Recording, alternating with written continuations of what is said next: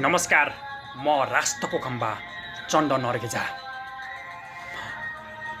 युक्रेनबाट शरणार्थी भएका हैन युक्रेनका 1,50,00,000 युक्रेनी नागरिकहरूलाई हैन नेटोको 30 देशले घाँस बाँस कपास र नागरिकताको व्यवस्था गर्नुपर्छ।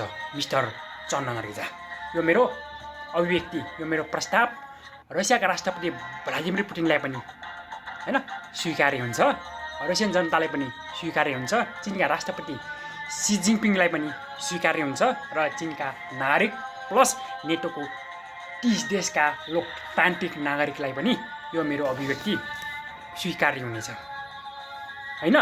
त्यस्तै नेपालमा जेनजी आन्दोलनपछि हैन सिआइएद्वारा नेपाली सेनाले बनाएको सुशीलाको भाडाको सरकारले हैन जेनजी घटनामा संलग्न अपराधीलाई कारबाही नगरिकन हैन सिधा हैन चुनावतिर चाहिँ अब घटना डाइभर्ट गरेको छ।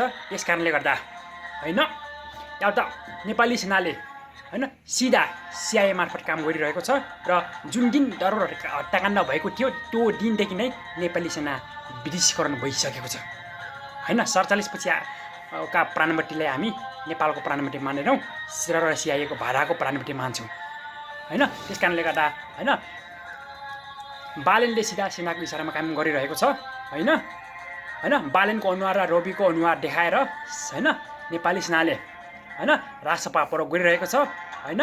बालेनले चाहिँ अब जेनजीलाई सिधा सेनाको प्रमुखसँग वार्ता गर भन्नु यसको हैन बलियो प्रमाण हो हैन। नेपाली सेनाले अबको सत्ता ढलिसकेपछि पनि अबको स्टेक होल्डर अबको निकास भनेको राजसभा र जेनजी हो भनेको छ हैन नेपाली सेनाले हैन।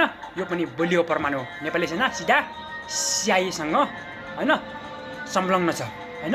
नेपाली सेनालाई सिधा सिआइएले चलाइरहेको छ। त्यस कारणले गर्दा अहिले पनि हैन मतपेटिका घटनास्थलसम्म पुर्याउने जिम्मा सिधा सेनालाई दिएको छ पहिलोपटक भनेको छ। यो पनि बलियो प्रमाण हो कि जेनजी आन्दोलनमा सिधा सेना संलग्न छ हैन हैन।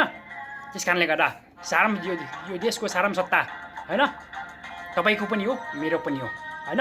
काङ्ग्रेस एमाले माओवादीका कार्यकर्ताहरूको पनि हो हैन, हर्कसम्मको कार्यकर्ताहरूको पनि हो हैन। त्यस कारणले गर्दा यो हामीलाई स्वीकार्य छैन। यो तत्काल चाहिँ छानबिन नगरिकन यो चाहिँ अब 84को चुनाव 82मा सार्ने हिसाबले चाहिँ साम्राज्यवादको जेनजी शब्द आयात गरेर चाहिँ हैन नेपाली सेना र बालिनले चाहिँ हैन 82मा चुनाव बनाएर चाहिँ सिधा मतपेटिका घटनास्थलसम्म पुर्याउने जिम्मा सेनालाई दिएको छ भनेर चाहिँ अहिले भर्खर सुशीलाको चाहिँ सिआइएको भाडाको सरकारले भनेको छ। त्यस कारणले गर्दा नेपाली सेनाले पूर्ण रूपमा र सिआइए मार्फत काम गरिरहेको छ। यो हामीले स्वीकार्य छैन हैन, किनकि नेपालमा हैन नेपाली पुटिन जन्मिसक्यो मिस्टर चन्दन अर्घेजा।